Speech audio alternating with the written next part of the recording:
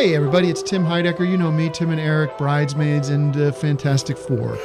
I'd like to personally invite you to listen to Office Hours Live with me and my co-hosts, DJ Doug Pound. Hello. And Vic Berger. Howdy. Every week we bring you laughs, fun, games, and lots of other surprises. It's live. We take your Zoom calls. Music. We love having fun. Excuse me? Songs. Vic said something. Music. Songs. Music. I like having fun. I like to laugh. I like to meet people who can make me laugh. Please subscribe now. Welcome to Mom and Dad Are Fighting, Slate's parenting podcast for Thursday, March 30th, the Fostering Teens edition. I'm Zach Rosen. I make another podcast called The Best Advice Show, and I'm dad to Noah, who's 5, and Ami, who's 2. We live in Detroit. I'm Jamila Lemieux. I am a writer and cultural critic, a contributor to Slate's Care and Feeding Parenting column, and mom to Naima, who will be 10 by the time you hear this. And we live in Los Angeles. I'm Evan Urquhart. I have a website called Assign Media, monitoring and fact-checking anti-trans propaganda in the U.S., and I have served as a foster parent to 3 teens, although I don't have any kiddos in Charlottesville with me right now. Well, we're so happy to have you, Evan. Thanks for joining us today. Oh, thank you so much. Well, today we're going to be leaning on Evan a lot. We are going to be talking about becoming a foster parent. We actually had 2 questions come in recently about fostering teens, so we're so grateful you're here with us, Evan, and I've got a feeling you've got some great advice. Then on Slate Plus, we're going to talk about Utah's new laws restricting minors' ability to access and use social media. Here's a sneak peek of what you'll hear if you have Slate Plus. And do we think it's up to the state to do this? Overexposure to social media is not good for people, and it's certainly not good for young people. So I think this is a place where the state should intervene. I mean, I would probably prefer it if they intervened in ways that made it much more difficult to successfully run a social media company, or maybe forcing them to run their business a little differently. I mean, I like the idea of stopping them from collecting data. I like the idea of stopping them from doing targeted advertisement. I would much rather see the state doing that rather than a ban on a certain age group. Being a Slate Plus member means that you get a bonus segment from us each week, unlimited access to the Slate website, and perhaps best of all, 0 ad interruptions. You can sign up for Slate Plus now at slate.com/momanddadplus. Okay, we're going to dive into our triumphs and fails of the week, but not before a quick break. See you back here in a second.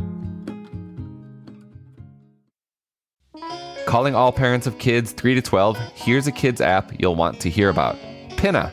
It's screen-free audio entertainment just for kids. They've got tons of podcasts and audiobooks, including some well-known stories and so many originals not available anywhere else. The age-appropriate content allows you to feel good about what your kids are listening to, plus they will be hooked within minutes and begging to listen again and again. It makes life as a parent not only easier, but more enriched. Whether you're listening as a family or your kids are listening on their own, they are sure to enjoy the wide-ranging variety of stories Pinna has to offer. Right now, our listeners can get 1 year of Pinna at $19.99 for a full access annual subscription, a savings of over $50. Just head to pinna.fm/promo to sign up and use code MOMANDAD at checkout. That's PINNA.fm/promo. This episode is brought to you by Saks.com.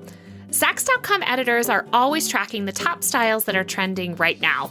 Tailored blazers and midi dresses are selling out at Saks.com, especially from brands like Veronica Beard and The Row. And Saks.com editors are seeing Loewe's oversized tote on the streets of New York, Milan, and Paris. If you want your own free personalized trend recommendations, Saks.com stylists can do that and more. Plus, there's free shipping and returns all the time at Saks.com. All right, we're back. Jamila, do you have a triumph or a fail for us this week? We will soon see. Naima's birthday is this week. It's Wednesday. She's turning the big 10. I can't believe it.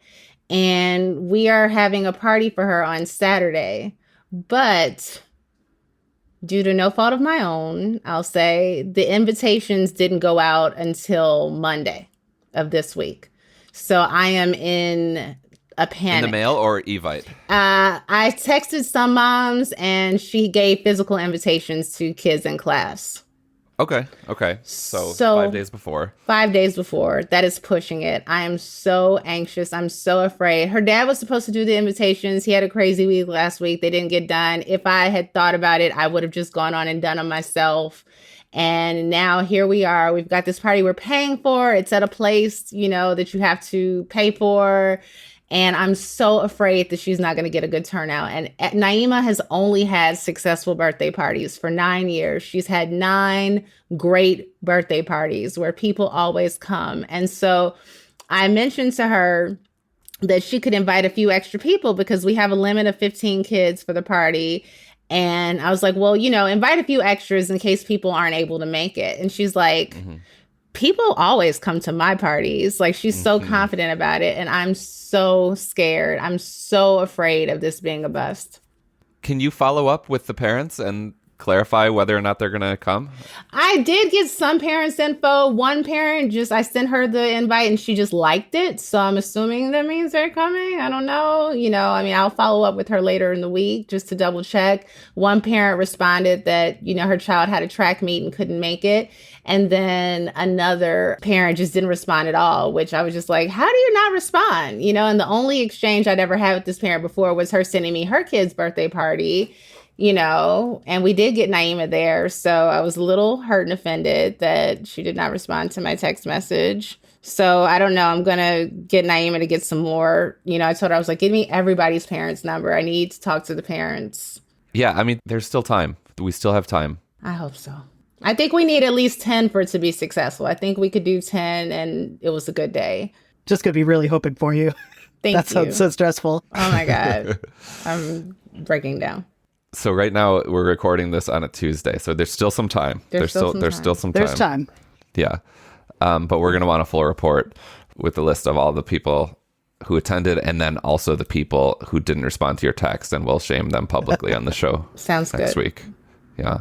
Evan, do you want to share a triumph or fail? Either, something that happened this past week in your life, or, as someone who has fostered kids in the past, maybe you have a kind of archival classic for us.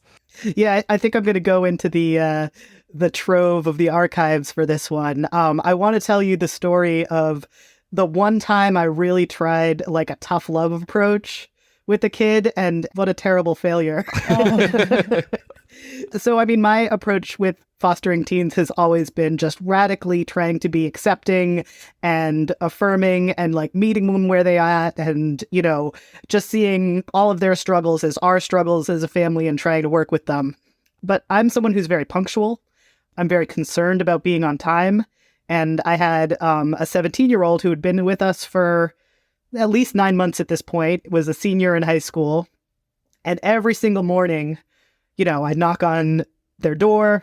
I would knock on their door again. Mm-hmm. I would say, okay, come on, we really need to get going. And it would be like, I would be practically living in that hallway, kind of, shepherding them through the process of getting to school in the morning. And we would still be late, a little late sometimes. But like, for the most part, I was able to get them to school. They weren't failing school for being tardy all the time. Mm-hmm. Mm-hmm. And, at a certain point, I said, I'm so stressed out about this. This is a 17-year-old. Whether they fail school is their problem. I just need to let them know that I will be available to drive them to school, but I'm not going to do this anymore. And it makes sense. I think I had a solid theory. So I tried it, and they didn't go to school that day. And they kind of had, maybe emotional meltdown is like too much, but they were so angry and so upset and so like hurt that I hadn't gotten them to school. And I was just like, you know what? This is not working for this kid. They need me there caring about them getting to school, and it is not that big a deal. And so I just reversed course and I went right back to standing in the hallway, letting them know every 15 minutes that they needed to move a little faster. So yeah, that was my fail. Yeah. It was, it was one day that they missed school. So you learn the lesson, they learn the lesson, and I feel like you bounce back real fast. Yeah, I think you really need to be flexible and understand that how things are supposed to work isn't always how it's going to work. Nope. How long were they with you? Oh, they were with us after their 18th birthday into their 19th year, actually. That was our first and the kid that was with us the longest. And do you know to what degree they are or aren't punctual now? Oh, I expect they are not very punctual now. Do I know? I don't have firsthand knowledge, but I don't think they're particularly punctual. But I think, they get by. Yeah. Did you think like you're born punctual or you're not? 'Cause sometimes I think that.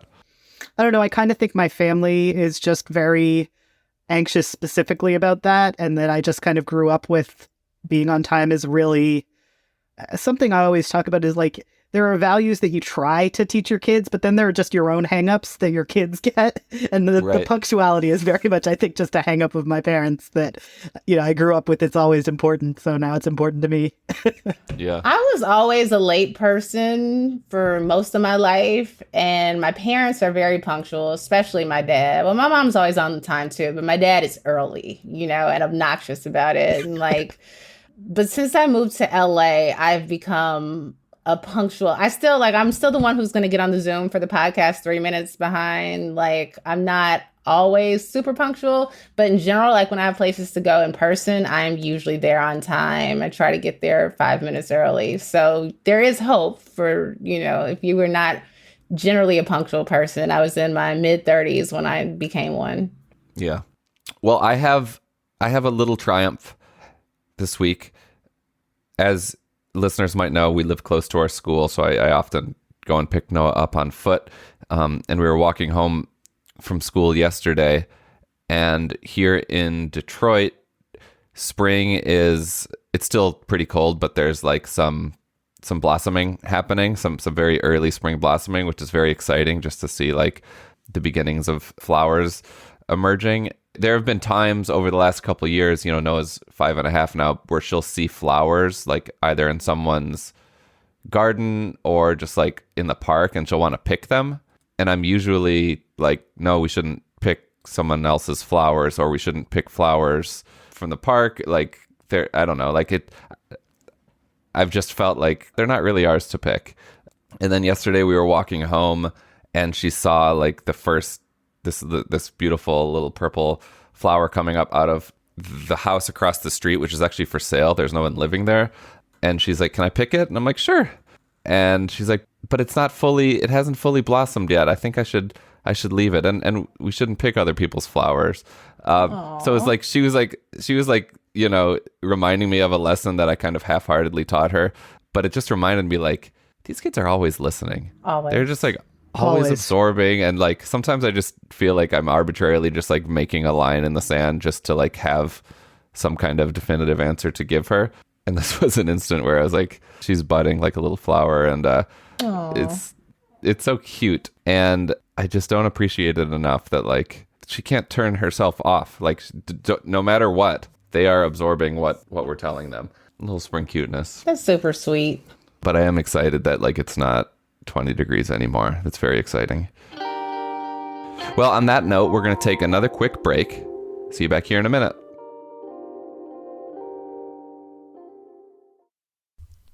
This episode is brought to you by Sax.com. Sax.com editors are always tracking the top styles that are trending right now. Tailored blazers and midi dresses are selling out at Sax.com, especially from brands like Veronica Beard and The Row.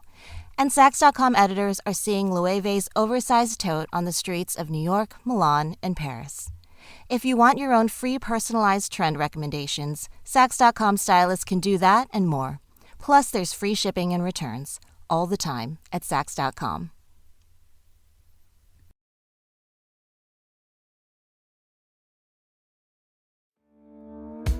You may know Kelly Ripa from hosting the Live with Kelly and Ryan show for the last 20 years. Now you can get to know her in a whole new way by listening to her podcast, Let's Talk Off Camera with Kelly Ripa.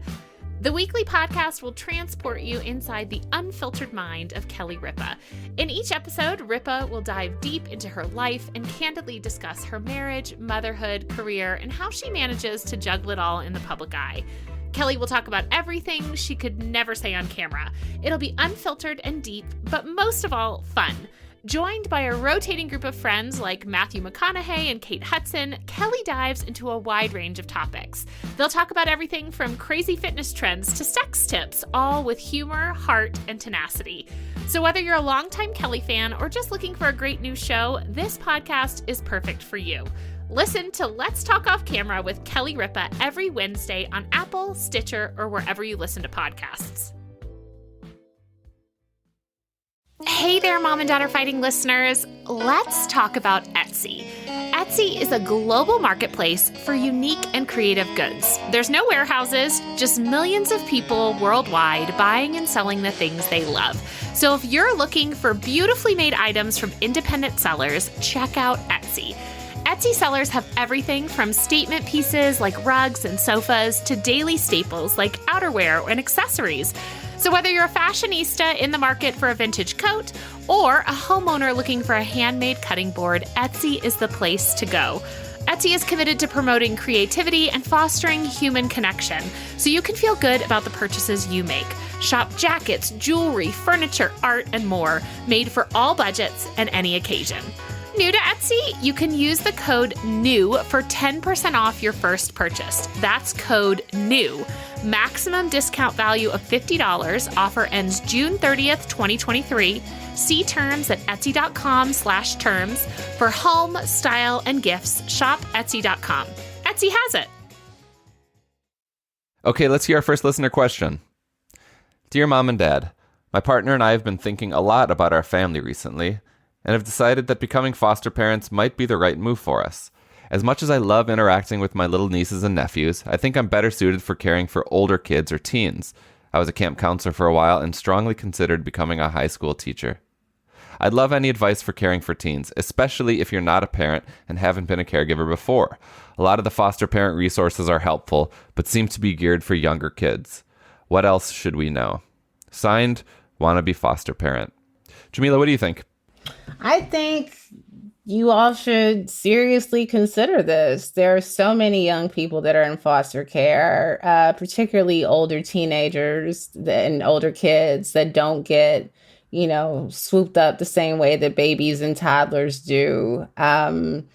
I think that you can start, we have an actual expert here, so I won't say too much, but I would say you can start reading things about child development for older kids, to prepare yourself. And you should be reading articles in the newspaper about the lives of teens. There's a lot of really interesting stuff that's come out about teens in the past few years in terms of their mental health, their relationship to social media, how they're faring during this pandemic. Put teens on your radar in a meaningful way. And if this is something you all are serious about, then you should go for it. Oh, absolutely. Evan, maybe before we kind of get into you addressing this question head on, could you talk a little bit about why you entered the foster parent zone in the first place? Yeah, I'd love to. So my first job out of college was a residential program, like a group home for teenagers. And it was a really meaningful job. It was a really tough job to do when I was so young. And my takeaway was I just wanted to take them all home.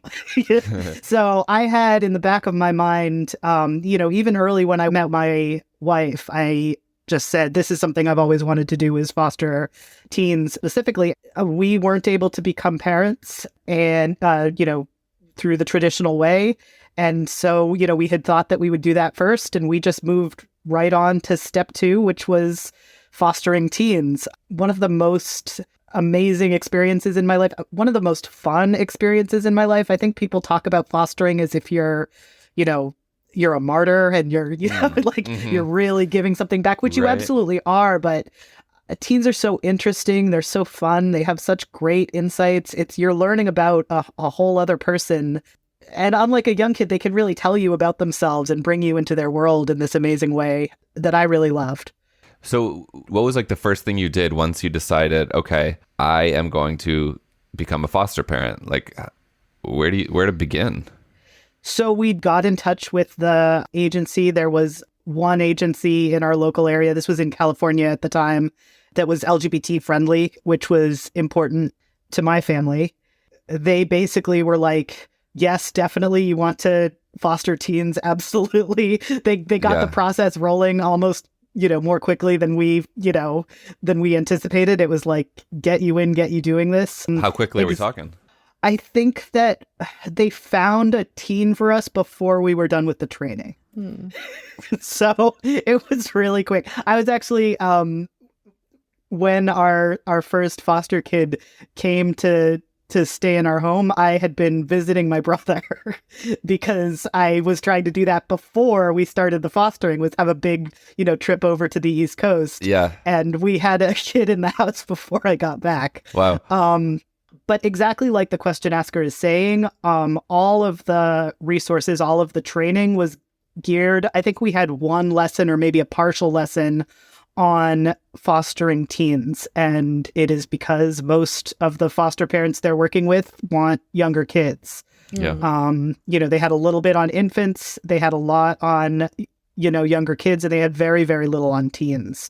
One great thing about fostering teens, especially slightly older teens, is you can leave them at home and have a date with your significant other. Like, you can't leave them at home all the time, but it's very conducive to having something like a normal life. You can continue to work. We all worked full time. It's what you need is to like them, and I know that sounds so stupid, but you need to try and be interested in their interests. You need to try and let them show you the thing that they're so fascinated by, whether it's, you may think it's really silly. It's a YouTuber or it's a video game or whatever it is, but you need to really try and share that with them and to start from a place of connecting with them.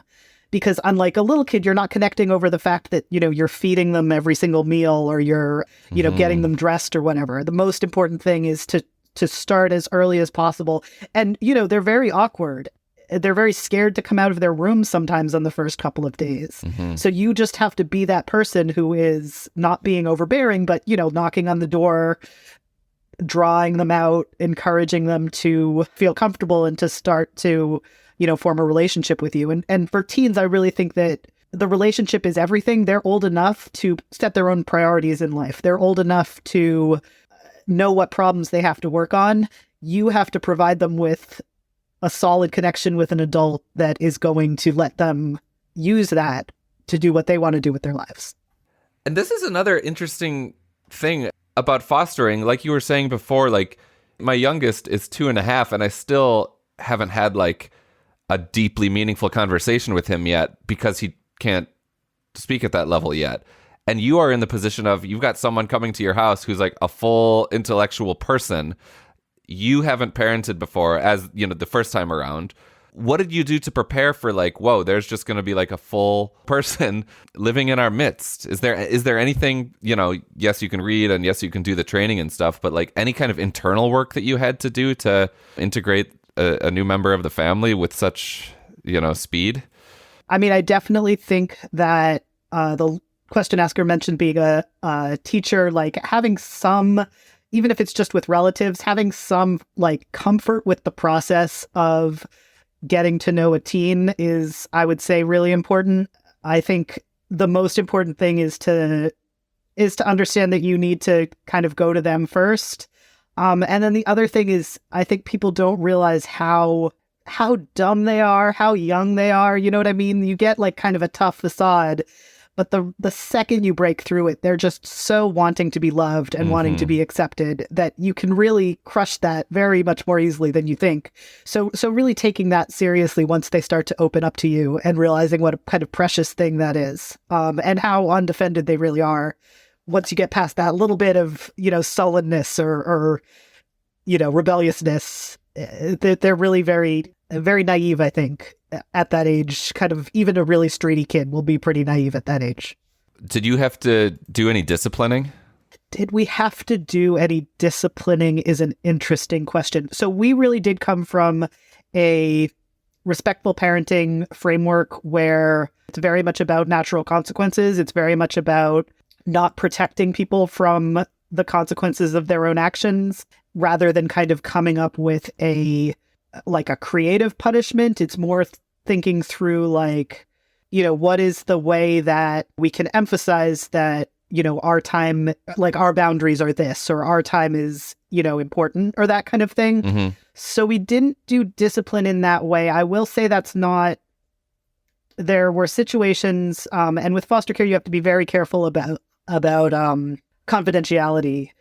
There were situations we got into with kids where things were pretty serious, where kids had to not be in the house for a time or something like that. So it's certainly not that we weren't very mindful that if there was some kind of danger to the kid or danger to others, that had to be taken very seriously and dealt with very quickly and, decisively. But in terms of everyday stuff, it was much more a process of their goals, what was healthy for them, and how we could help them facilitate that. And a natural consequence, like if you stay up all night, you're going to be tired all day. Sure. You're 17, there's not a lot that I'm going to do, to help you with that. Right. I want to bring in our second question because it's related to the first. Want to be foster parent, the first letter writer. You sound just like a caring, loving person who does have experience. So, I mean, I'm very excited for this journey, and I would love for you to keep us posted on what you decide to do. But I want to bring in the second question, which was actually called into the Mom and Dad Are Fighting hotline, the new voicemail, which is very exciting. Howdy. First, I just wanted to say thanks for all the great advice. I've just been recently listening, and I've really been enjoying it. Here's my question. My wife and I are about to begin the process of foster certification. We'd mainly like to foster teenagers. I've been off social media for more than a decade, but I'm wondering if I need to sign up for basics like Facebook, Twitter, and Instagram to understand these tools. For some context, we're in our late 30s, have no other children, and I am an ex-teacher who works in technology now, and my wife works in social services. Any advice would be appreciated. Thanks so much. Oh, I don't think you need to sign up for Facebook and Twitter and Instagram. I do think you need to just watch a little bit of TikTok.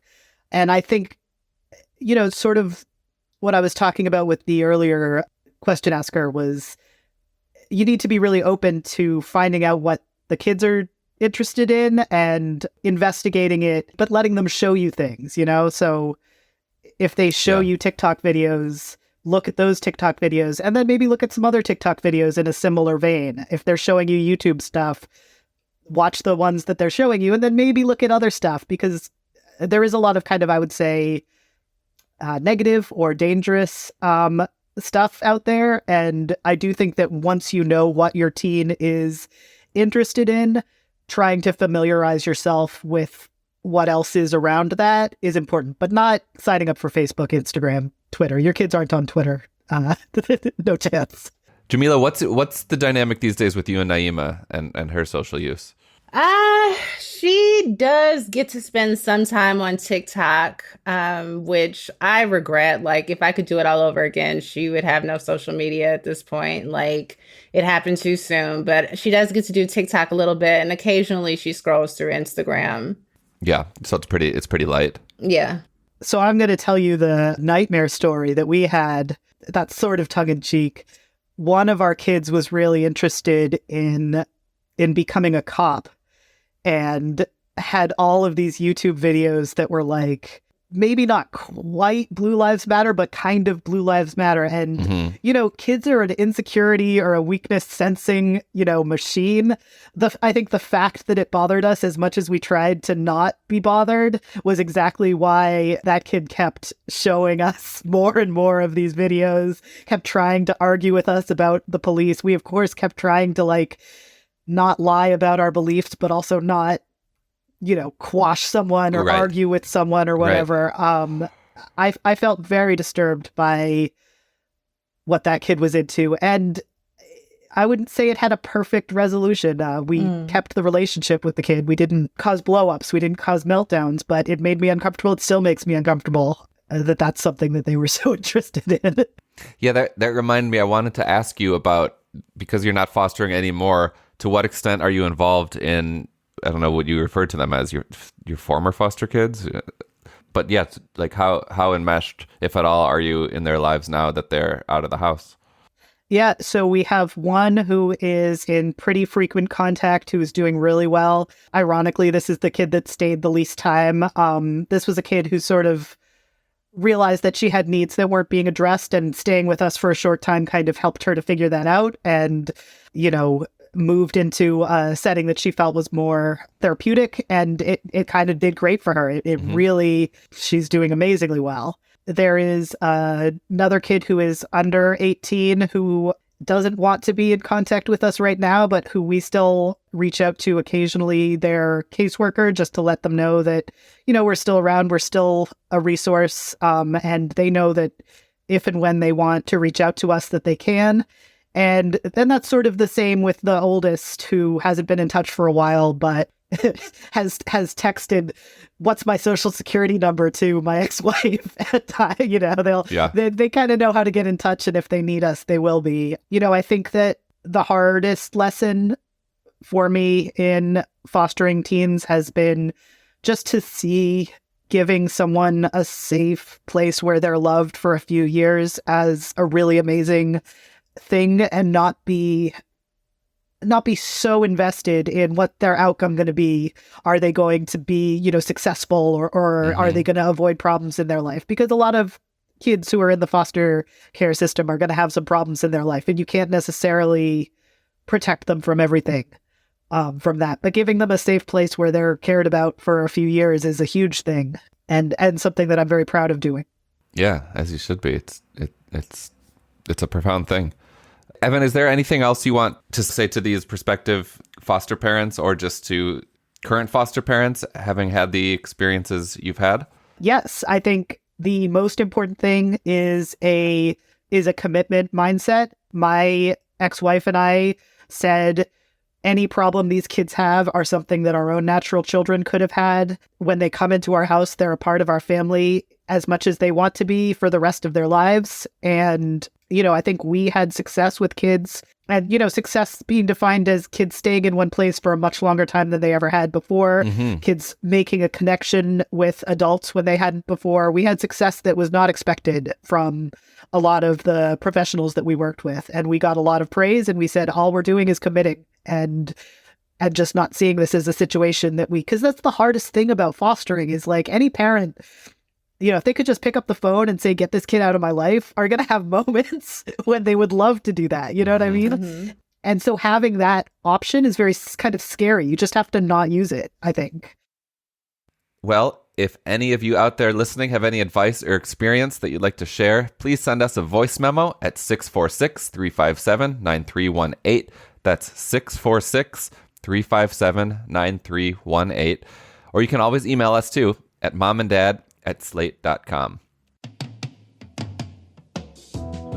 That's it for our show. This episode of Mom and Dad Are Fighting is produced by Rosemary Belson and Maura Currie. Alicia Montgomery is VP of Audio at Slate. For Jamila Lemieux and Evan Urquhart, I'm Zach Rosen. Thank you for listening.